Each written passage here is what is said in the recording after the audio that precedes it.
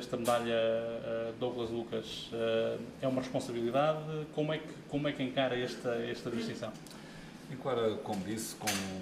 profunda emoção e encaro-a como uma responsabilidade acrescida. Como já lhe disse, é um prémio que entendo que não se destina apenas a mim, mas a todos aqueles que me ajudaram ao longo dos anos, que têm colaborado comigo, aqueles que irão continuar a colaborar, e é uma enorme responsabilidade pelo significado que tem. A medicina legal, que é a área a que me dedico, é uma ciência auxiliar da justiça, portanto existe para resolver problemas da justiça e problemas para a sociedade, para os homens e para a sociedade, e portanto o que me provoca hoje é um sentimento de responsabilidade acrescida, de ter que me dedicar ainda mais, de procurar ainda contribuir de uma forma acrescida para resolver os problemas que me são colocados e sobretudo dentro da área a que me dedico particularmente, que é a área da chamada medicina legal humanitária ou medicina forense humanitária, isto é, a aplicação da medicina legal para a resolução de problemas no âmbito da violação dos direitos humanos, e que são muitos, que são não apenas as situações de tortura, mas que são as situações como o abuso de menores, o abuso de mulheres, o abuso de idosos, o tráfico de seres humanos, a identificação de pessoas desaparecidas, a recuperação de corpos na sequência de conflitos bélicos, e ultimamente, nos últimos meses, estive, por exemplo, no Mali, com a minha equipe, a exumar algumas valas onde apareceram corpos de pessoas que foram torturadas na sequência dos conflitos bélicos por uma das partes beligerantes e que agora houve que identificar os seus corpos para serem devolvidos às famílias, para ver se tinham sido ou não torturados, para que seja feita justiça e para que os responsáveis sejam levados perante os tribunais internacionais e a justiça seja aplicada. Em relação, vai à Coreia do Sul receber a medalha, vai falar também de uma outra questão que não dependendo ou não estando diretamente direcionada com esta questão dos direitos humanos num sentido da infração, tem também uma certa pertinência, sobretudo nesta zona do planeta, o socorro dado às vítimas e sobretudo o tratamento dado às pessoas que morrem em desastres naturais. Uma das coisas que vamos fazer como workshop pré-congresso, como curso pré-congresso, é, em colaboração e numa iniciativa do Comitê Internacional da Cruz Vermelha, fazer um curso de capacitação de profissionais forenses para o manejo de cadáveres em situações de catástrofe e de conflitos bélicos, isto é, quais os procedimentos a seguir, como fazer, como é que tudo deve ser feito do ponto de vista pericial forense, quando um país se vê numa situação de catástrofe, um terremoto, um desabamento de terras, uma inundação, quando há um conjunto grande de vítimas mortais, ou mesmo na sequência de um conflito bélico, quais são os procedimentos forenses para a recuperação desses corpos e para a sua posterior identificação e devolução às famílias. Hoje há protocolos internacionais, há standards que estão estabelecidos de como é que se deve atuar, como é que se deve fazer.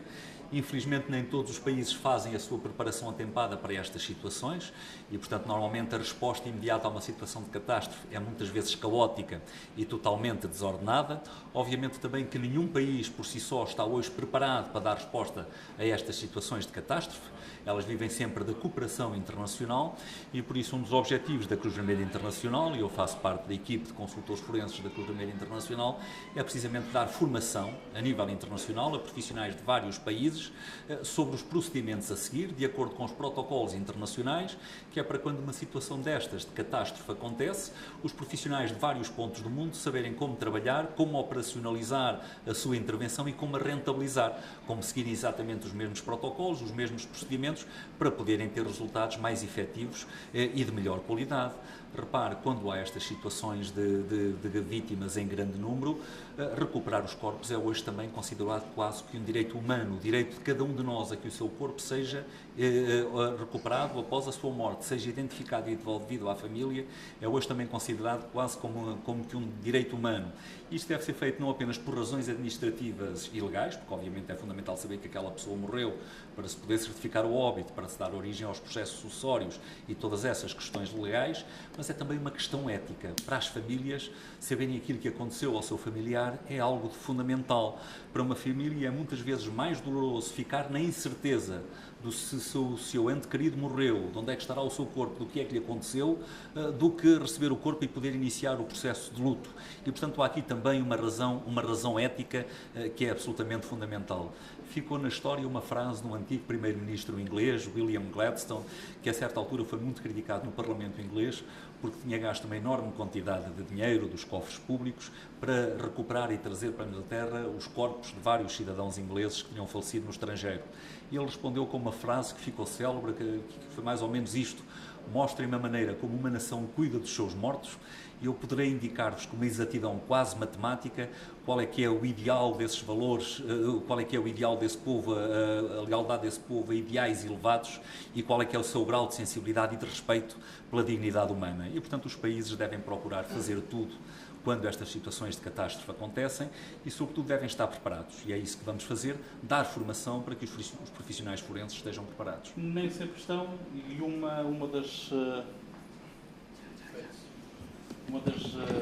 respostas que, talvez a resposta mais imediata, tendo em conta que muitas das vezes são situações em que as próprias equipas de socorro estão a lutar contra o tempo, sobretudo nesta zona do planeta ou em países menos desenvolvidos, é quase contraproducente, que é para passar por recolher os cadáveres e enterrá-los, por exemplo, em valdas comuns. De um ponto de vista da medicina legal, é o pior que pode acontecer.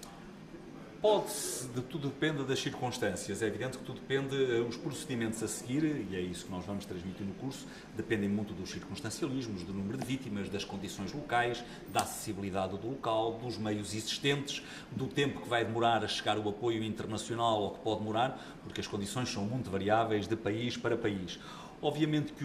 recolher os cadáveres nem sempre é a prioridade. Primeiro há que tratar os vivos e recolher aqueles que sobreviveram e trataram. Não se pense também que os corpos, como muitas vezes as pessoas pensam, têm que ser enterrados de imediato porque vão disseminar epidemias. A realidade não é assim. Esse risco não é um risco tão significativo quanto aquele que se pensa. Portanto, primeiro, tratar dos vivos, recolher os vivos, tratar dos vivos e depois então passar à colheita dos corpos,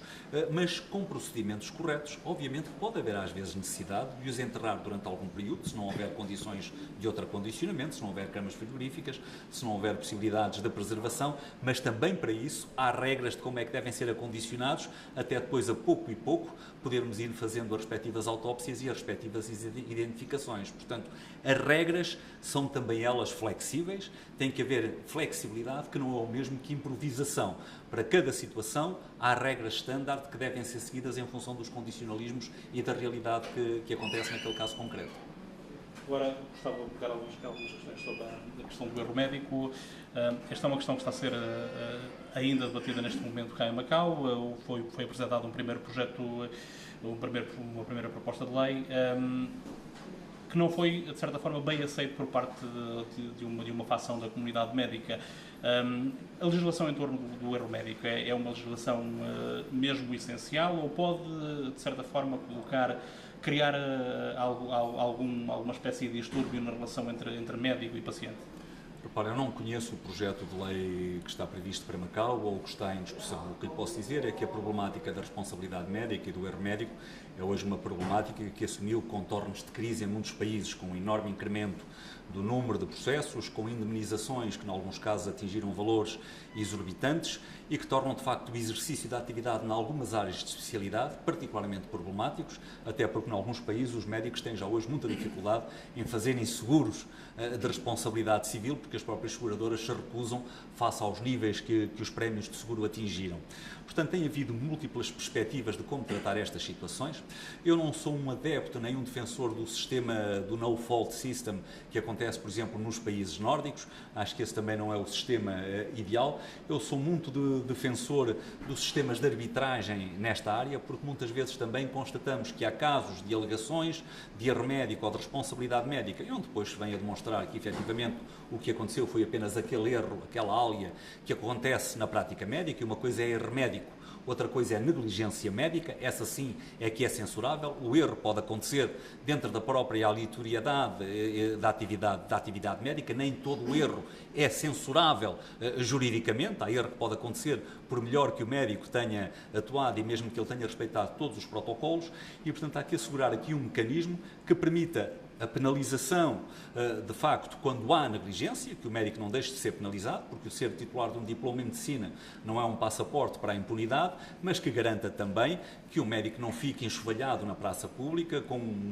uma imagem negativa na praça pública, apenas que foi feita uma alegação e depois veio a demonstrar que afinal não tinha responsabilidade nenhuma. Há sistemas hoje, por exemplo, o sistema francês é um sistema que merece a atenção dos diversos países, onde há comissões regionais, onde qualquer cidadão se pode dirigir, que tem um juiz, que tem vários especialistas, que fazem uma primeira análise da situação e que depois veem se houve ou não erro. Se houve erro,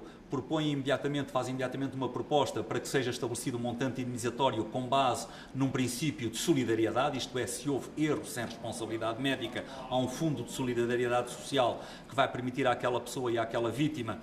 dessa aleatoriedade receber uma compensação. Se houve de facto uma negligência e uma culpa do médico, então é acionado, e esse médico é informado, e é acionado a sua seguradora para que num prazo máximo de 6 meses proponha um montante indemnizatório razoável e que a vítima depois aceitará ou não. A experiência tem demonstrado que isto tem dado resultados muito positivos, cada vez é maior o número de pessoas que aceita as propostas resultantes deste sistema. Isto, por um lado, leva a que os médicos procurem não esconder tanto os seus erros,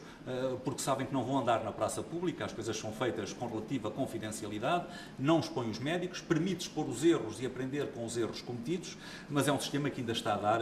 os primeiros passos. O fundamental... Esta arbitragem deve ser feita pelos pares ou não? Esta arbitragem deve obviamente envolver também pares. Naturalmente, se eu estou a avaliar um caso no campo da cirurgia cardiotorácica, no campo da obstetrícia, etc., ninguém melhor para ver se o comportamento, se o posicionamento, se as atitudes seguiram os estándares internacionais e aquilo que estava protocolizado em termos internacionais e aquilo que era possível fazer naquelas circunstâncias concretas, do que profissionais que dominam a área, sem prejuízo de poder ter também, dentro destas comissões, outras estruturas. Por exemplo, em Portugal, nós temos um Conselho Médico-Legal, que é o órgão que dá o parecer final, por assim dizer, em casos de eventual responsabilidade médica, que obviamente tem especialistas em medicina, mas tem também, por exemplo, professores de Direito, que dão também a sua nuance, a sua achega, consoante o processo decorra, em Direito Penal, em Direito Civil, sobre os contornos, sobre como proceder, e que auxiliam, e devem ser, sobretudo, comissões também, que em cada caso concreto permitam, não tenham só um determinado número de elementos fixos, mas permitam que para a discussão de um determinado caso particular possa ser chamado um especialista que se afigure necessário naquele caso concreto para dizer se aquele equipamento poderá haver uma justificação ou se o sistema de gestão daquela unidade poderá ter justificado o que aconteceu. Portanto, devem ser comissões com um número de elementos fixos, mas também com alguma maleabilidade em termos de, para uma reunião e para uma discussão de um caso particular, poder ser chamado um especialista de reconhecido mérito, cujos conhecimentos sejam necessários para esclarecer melhor a situação em apreço. Não falando de penalização, mas em caso de erro médico e não de negligência, como dizia, a tónica deve ser colocada em quem? Deve ser colocada no sistema?